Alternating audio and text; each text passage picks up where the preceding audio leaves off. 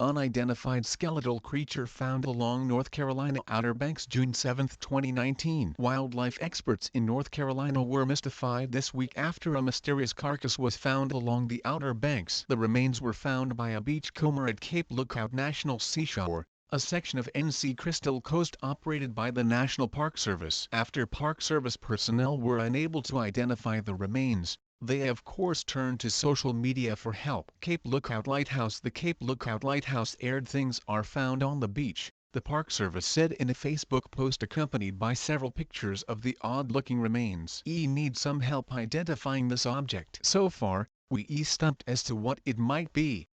The pictures show the remains to be some sort of long, tube-like soft tissue covered from tip to tip in strange three-pronged bony structures, almost like a candy bar covered in poultry wishbones. They truly bizarre looking and unlike any animal remains I ever seen. Furcula. This thing is called a furcula. Some Facebook users think they seen them before, though the comments on the National Park Service post range mostly from the ridiculous to the absurd, and there is still no consensus as to what type of creature the remains may have once belonged. However, several users note that the remains look like those of members of the Diodontidae family, a family of fish which includes what are typically called blowfish, pufferfish, and various synonyms thereof. The leading candidate seems to be the striped burrfish, a small spiny fish native to the Atlantic coast of the Americas. While that may be true, I yet to dig up a picture of a Diodontidae skeleton that looks anything like this one. Weird things happen to animal carcasses after they've been in water for a long time,